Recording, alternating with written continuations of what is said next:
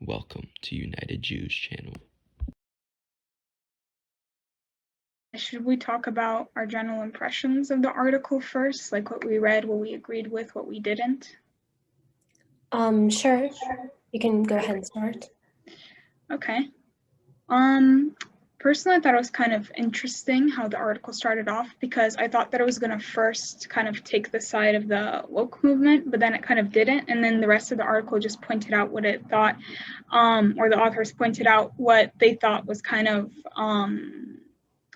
ruining what the woke movement is going for. And personally, to an extent, I do agree with a lot of the things that were mentioned. I feel like although the movement may have very good intentions, lots of the time they're not really interested in hearing the opposing side. And so stuff kind of gets lost in communication. And as a result, there's even more misunderstandings and people get angry and angrier and fight more. So I thought that was a pretty good point. What about you? I agree. Liked how the article didn't really take a specific side, or it did in a way, but at the same time, it kind of respected both views. Like it wasn't one extreme or the other extreme. Mhm. So I really liked that. I liked how they were considerate and really thorough. And I definitely agree with the perspective they took, because I also think that the goals of the woke movement and their actions are not necessarily aligned. Mhm. Yeah. Yes, and I agree with your point that everybody just gets angrier and angrier, and there's more fighting. Mm-hmm. Yeah. Personally, when I think about how I've been affected by this movement, I kind of see some conflicting behaviors that tend to happen for me. Like, for example, on one side, I might agree with some things that they're pushing.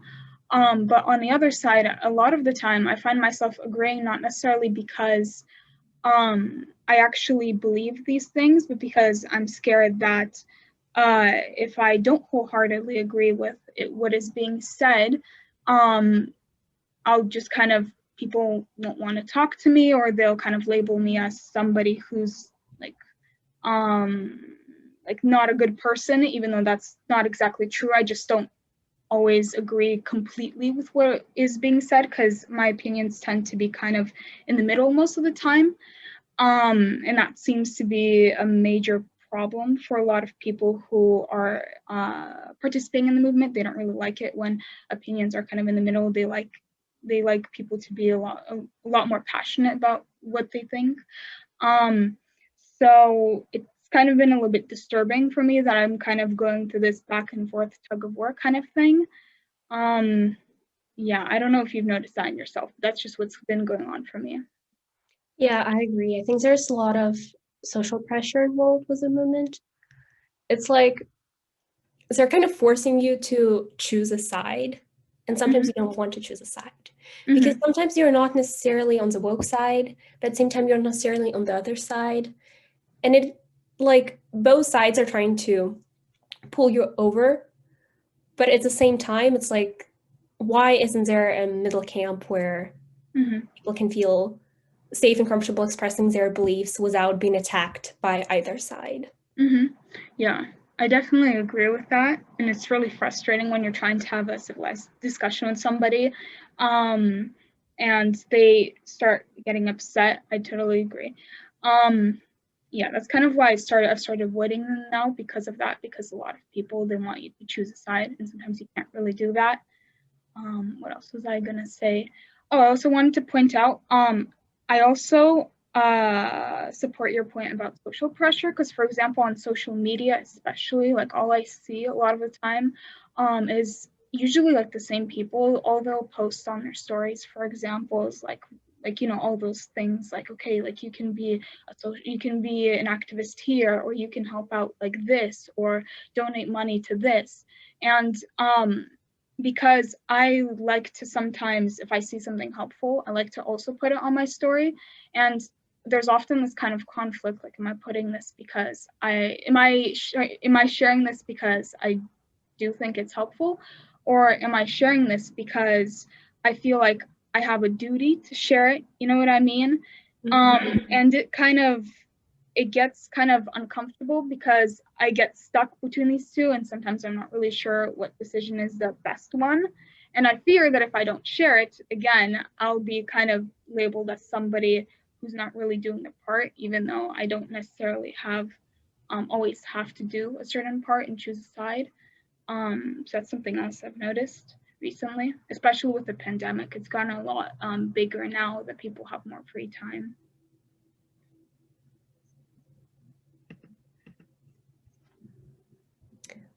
Yeah, I agree with a lot of what you said, especially about social media.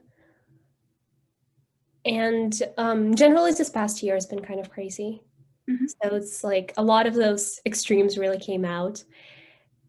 And there's just this feeling like there's certain things you have to like say or support or like say that you support them without actually supporting them. Because otherwise people are just going to think that you're a bad person, which isn't very rational to think that somebody's a bad person when they're just like maybe have a different opinion.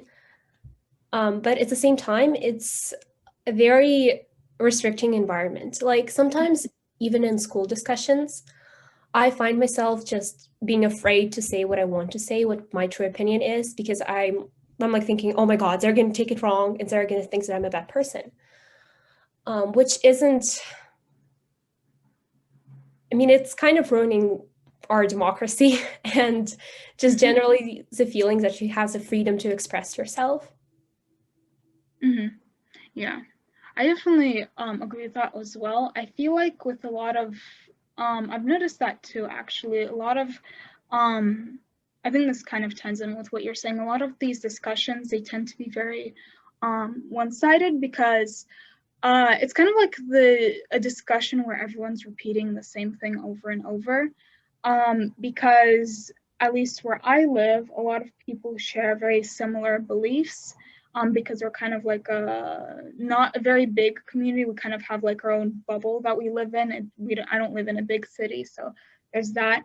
And because a lot of people share the same opinions, there's not a lot of new stuff being shared every single time. And usually whenever someone has to say something new, which is usually something in opposition, people get kind of really agitated. So yeah, I've also noticed that I tend to censor myself a lot more because I don't want to offend anybody.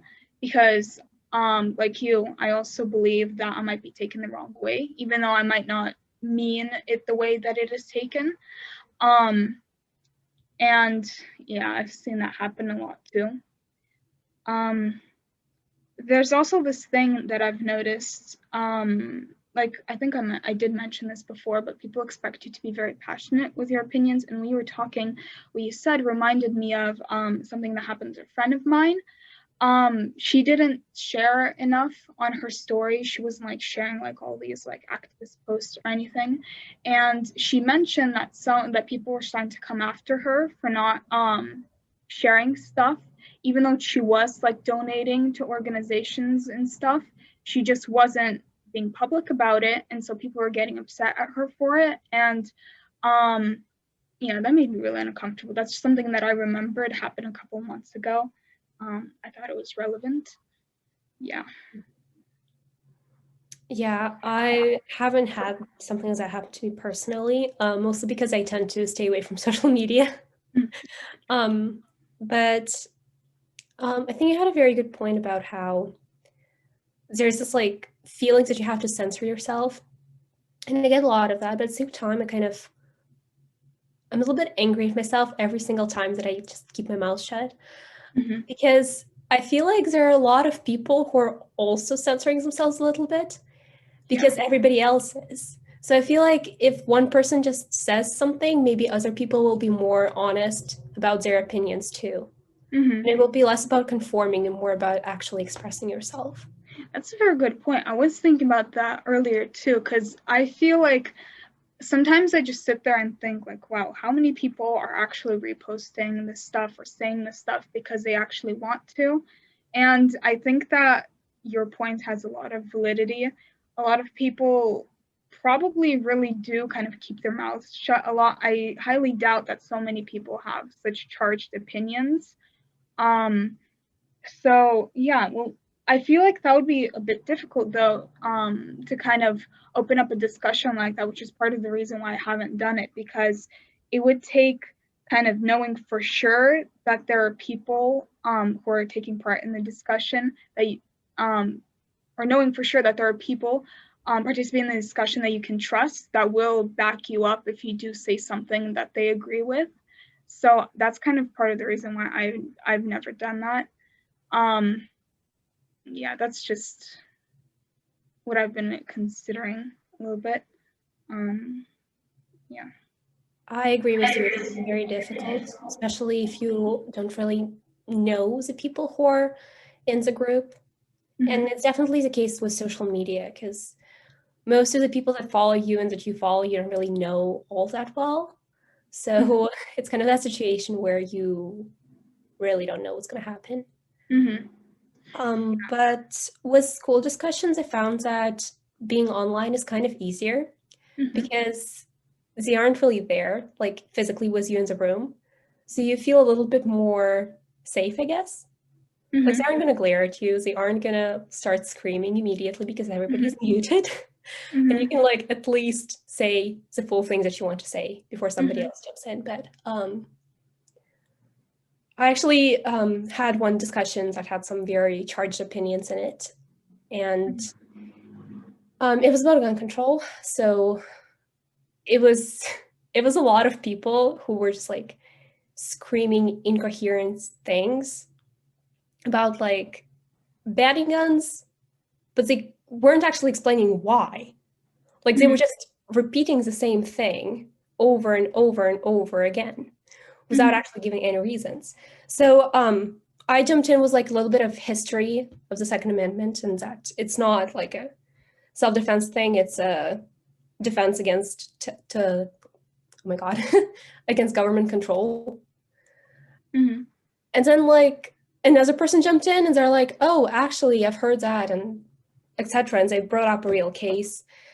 And then a couple other people were also like switching sides a little bit, and they were becoming more like, they started weighing basically both sides.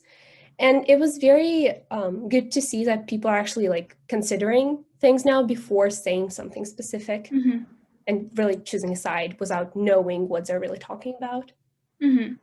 Yeah, I think I've noticed that trend as well, that people just kind of, they say something. I feel like it's just been happening a lot more overall, where sometimes you'll hear an opinion or like you'll read a book or watch a movie and all you'll have to say about it, well, this opinion or this book or this movie, it's bad. And usually, in a lot of people, they don't really give an explanation as to why it's bad. And I feel like a lot of the time it's because they've heard a lot of the times that's bad, so they've kind of thought about it and like, oh yeah, it's probably bad. I'm not really sure why, but that's probably why that's happening. And then it really takes, like you pointed out, some real evidence to make people kind of reconsider and maybe think like, oh, maybe what I'm thinking could be viewed in a different light or something like that. So yeah, I totally agree with that as well. I think I was going to say something else, but I forgot what it was.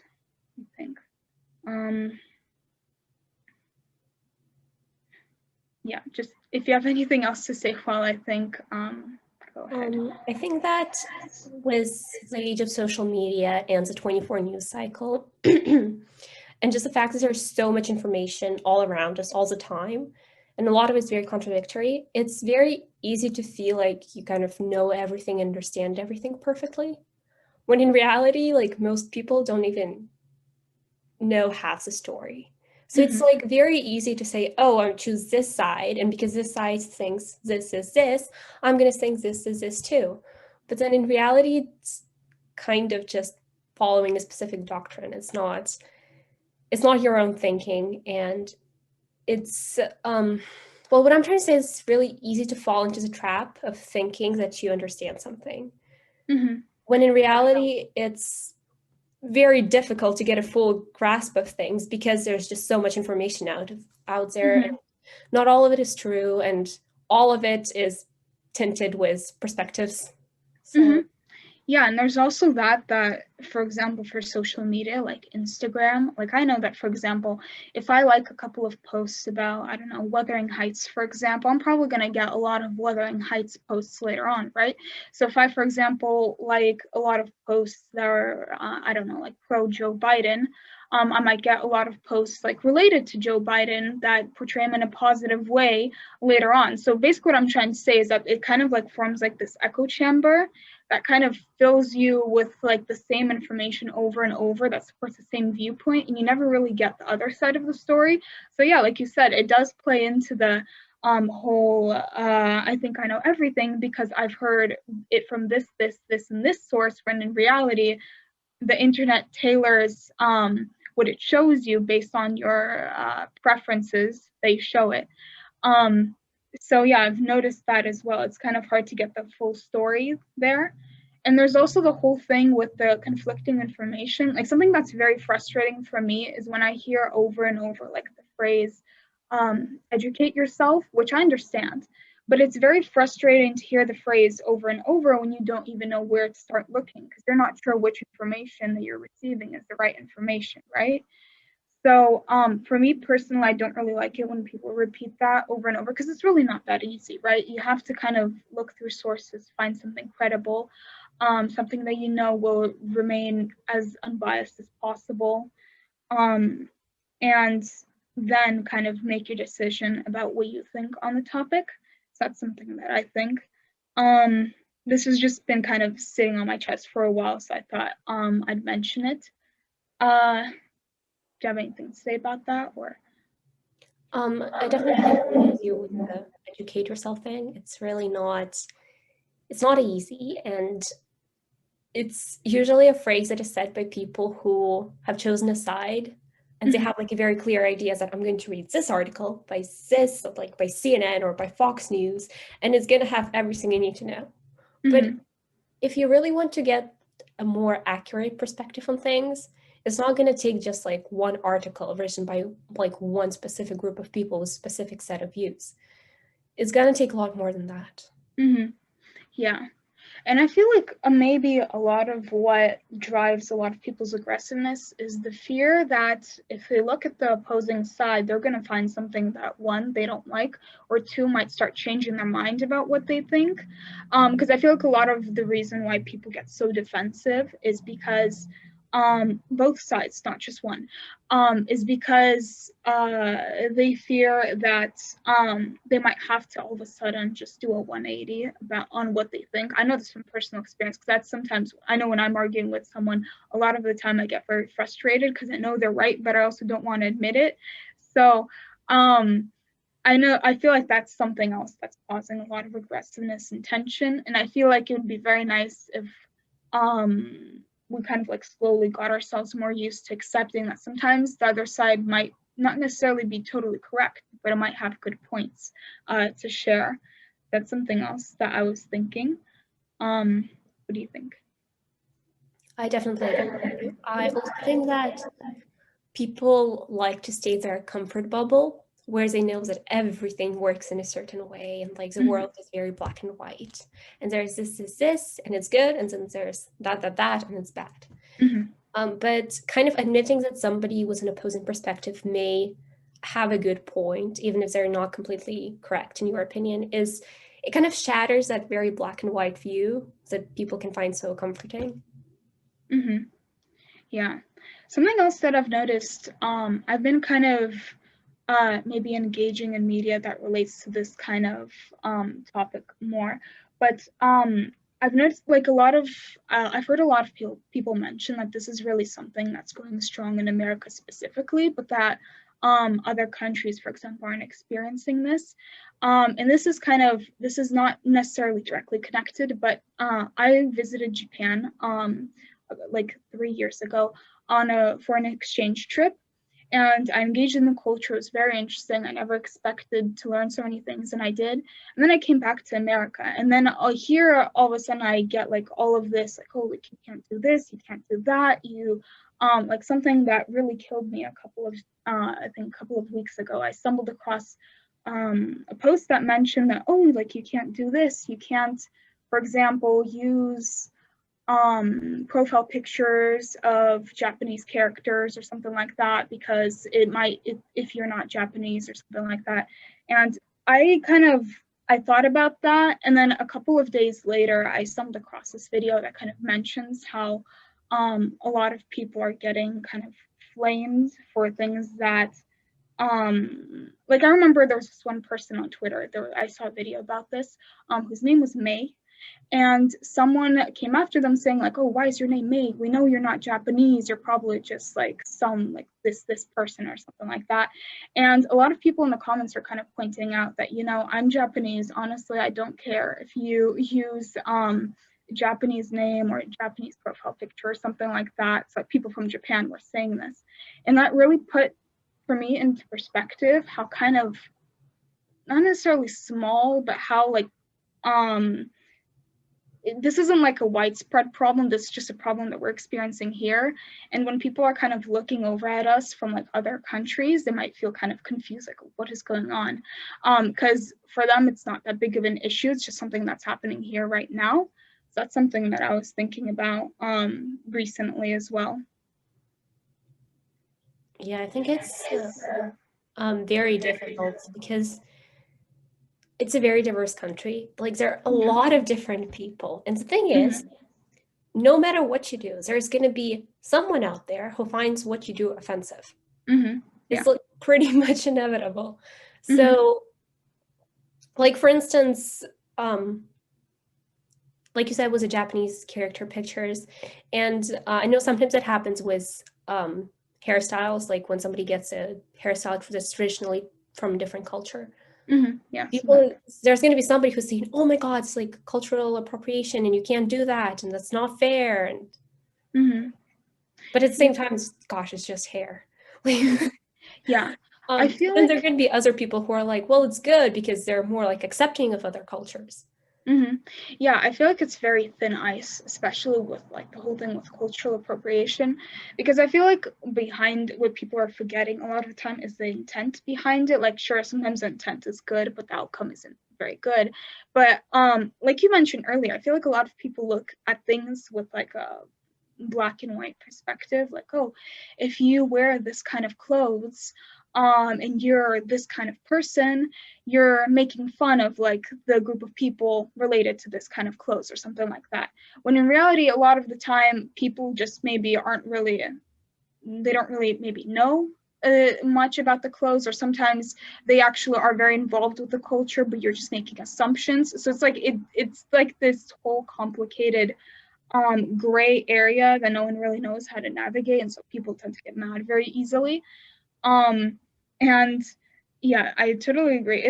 It gets very complicated very quickly. So for myself, for example, I tend to find myself avoiding doing certain things. And it's part of the reason why I'm a little bit worried about traveling to different countries and trying to learn more about their culture, because I fear if like I say like, oh, like for example, let's use Japan again. I wore a kimono today or something like that, and I like to post a picture. I fear people are going to be like, oh, like, what are you doing? Like, this isn't something you should be doing, you know? So, yeah, it's kind of really hard to navigate that for me personally. I don't really know how some people do it.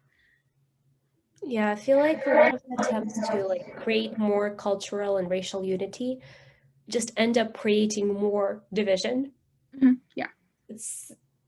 It kind of like creates like these categories of people that can't interact. Yeah. I honestly, whenever I think about that, it makes me very uncomfortable, because I feel like the whole point of people being able to interact with one another is to learn more about each other.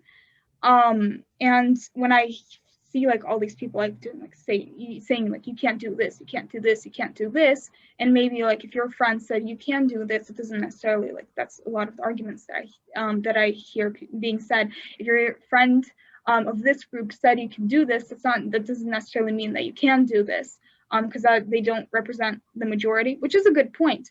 But at the same time, like I said earlier, it's very it's important to also think about like what other people of the group might think, not just the people who are saying that it's not okay.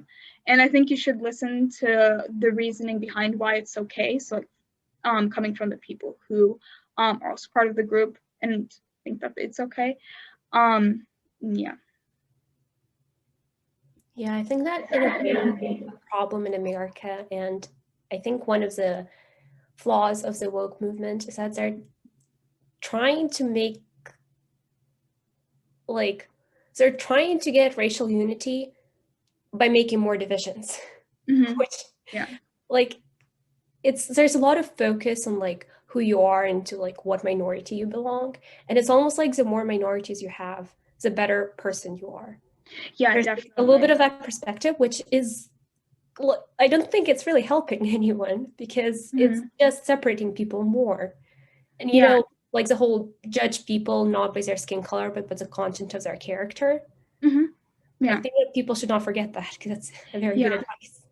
Yeah, I remember that was mentioned in the article as well, and I agree with both your points and what the article mentioned, that it almost seems a lot of the time as if you're kind of technically like more oppressed by this society, you have more of a right to behave in a way that would not normally be acceptable.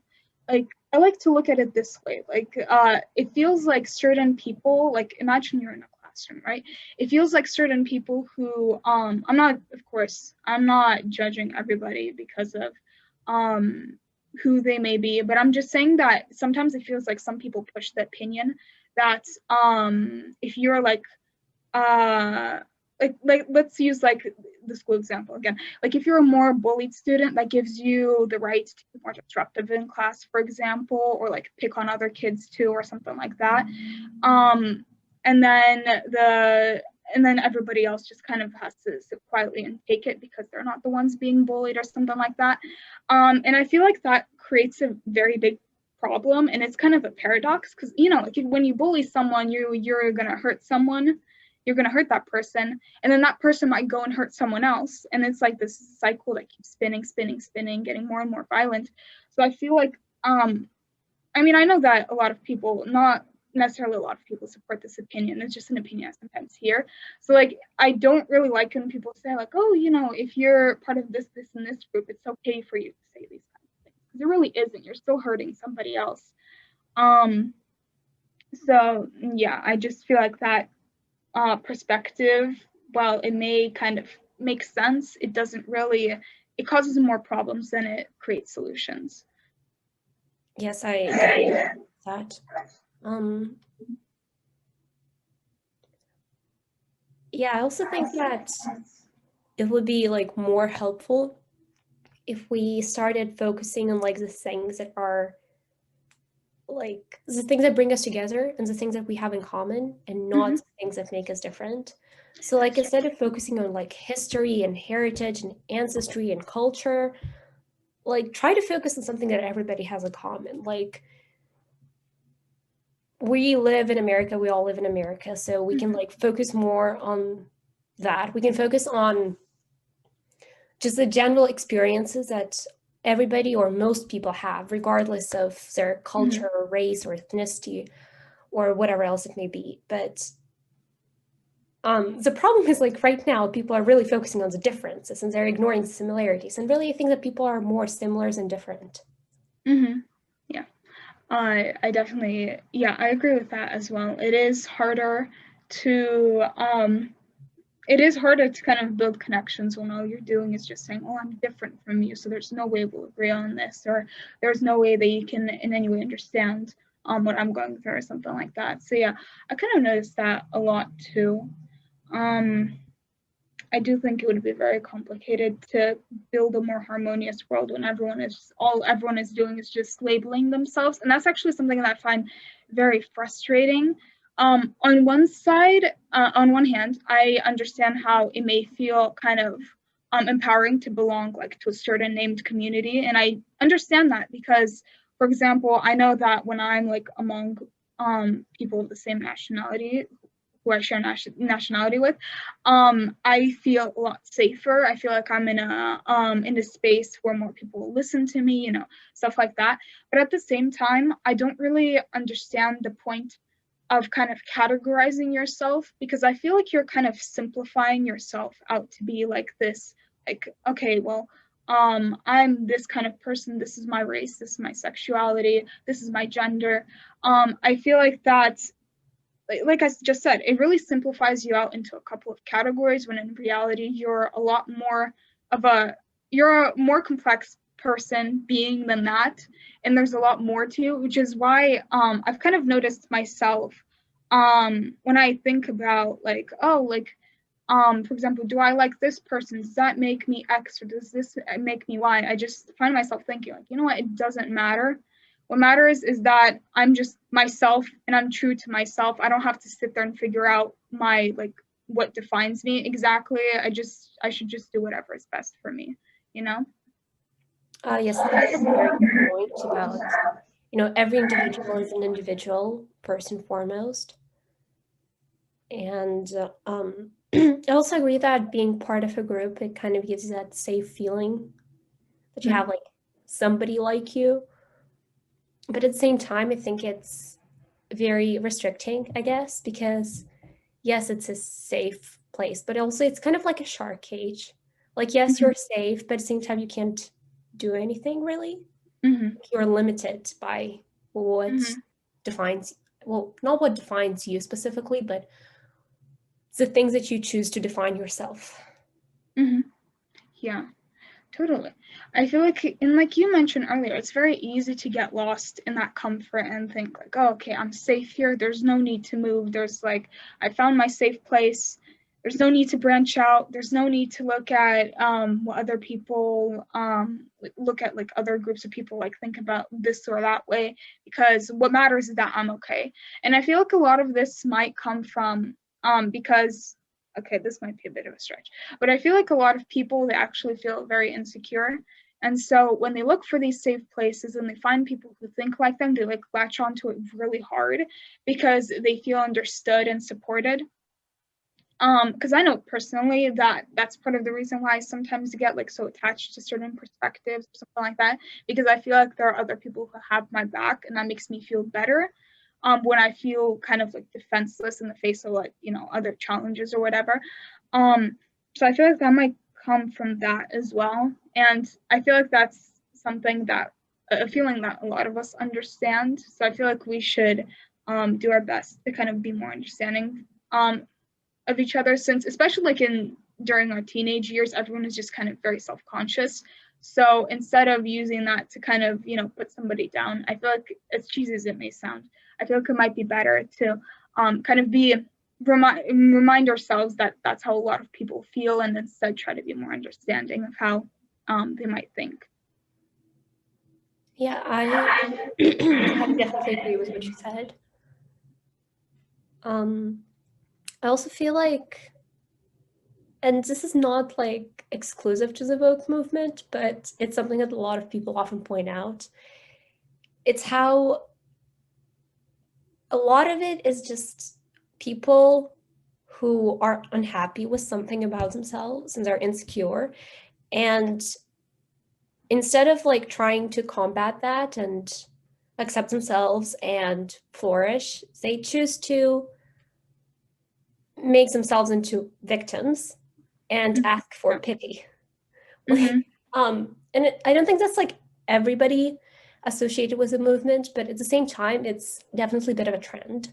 And even outside the woke movement, like a lot of the time, there's going to be somebody like, oh, I didn't get this internship because I'm a girl and they're all sexist. And it's like, well, maybe you just didn't pass and you genuinely did a bad job. That's true. And also, people don't want to